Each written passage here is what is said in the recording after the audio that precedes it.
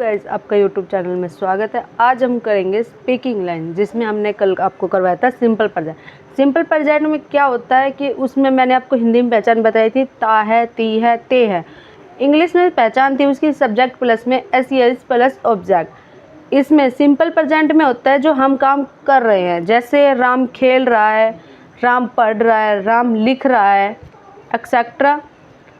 अगर हम इंग्लिश में उसे करेंगे, हिंदी में जो होगा उसके बाद हमारा नेगेटिव है। नेगेटिव में जो हम काम नहीं कर रहे हैं, जैसे रमेश खेलता नहीं है, तो उसका हम इंग्लिश में कैसे करेंगे? Ramesh don't play in the ground. अगर मैदान में खेल रहा है तो नॉट इन द ग्राउंड। अगर वो घर में खेल रहा है तो डोंट इन द होम। अगर वो कहीं अदर जगह खेल रहा है या अदर मतलब कहीं ऐसी जगह खेल रहा है जहाँ पर हम नाम नहीं बताना चाहते या बताना चाहते, तो उसमें उस तरीके से आएगा। और हमने किया था इंटेरोगेटिव। इंटेरोगेटिव के क्वेश्चन में आता है डू या डज। अगर हम कर रहे हैं, मैं कर रही हूँ, या आप कर रहे हैं, वे कर रहे हैं, उसमें आ जाएगा डज ही प्ले।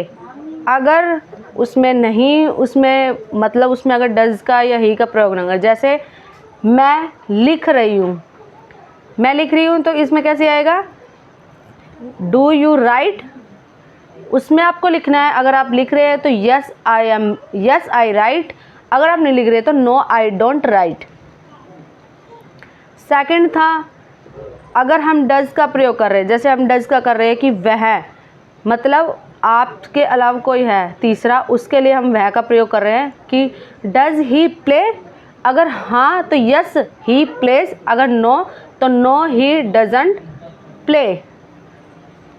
अगर हम सोचें, अगर ये सोचें कि इंग्लिश ज़्यादा हार्ड है या ज़्यादा ऐसी है कि भाई हम उसे पढ़ नहीं सकते, वो नहीं, अगर हम डेली प्रैक्टिस करेंगे इंग्लिश की तो हमें आ जाएगी।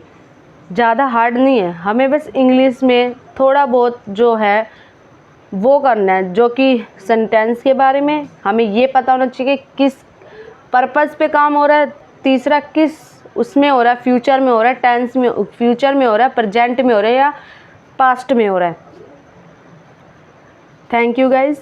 आपको अगर कोई और बात पूछनी हो तो कमेंट करके बताना। इस चैनल को लाइक करना, शेयर करना, सब्सक्राइब करना, अपने फ्रेंड्स रिलेटिव को शेयर करना, ताकि उन्हें भी इनके बारे में नॉलेज हो कि टेंस होते क्या हैं, टेंस कैसे यूज़ किए जाते हैं, और वर्ड के बारे में जो हम टेंस यूज़ करते हैं किस प्रकार यूज़ होते हैं, किस तरह सेंटेंस बनाए जाते हैं। अभी हम सिर्फ क्वेश्चंस करेंगे, उसके बाद हम उसमें सेंटेंस बनाएंगे, उसके बाद हम पैराग्राफ बनाएंगे।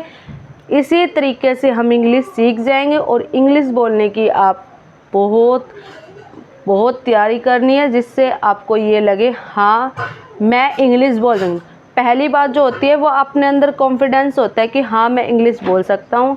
दूसरी बात ये होगी कि मैं पूरे स्टेज की, यानी मैं स्टेज के सामने, यानी मैं 100 आदमी के सामने, 2 आदमी के सामने, मैं उसके सामने इंग्लिश में बात कर सकता हूँ। ये हमारे अंदर कॉन्फिडेंस होना चाहिए। ठीक है, इस चैनल को लाइक करना, शेयर करना, अपने रिलेटिव को शेयर करना, ताकि उन्हें भी इन बारे में पता हो। Thank you so much.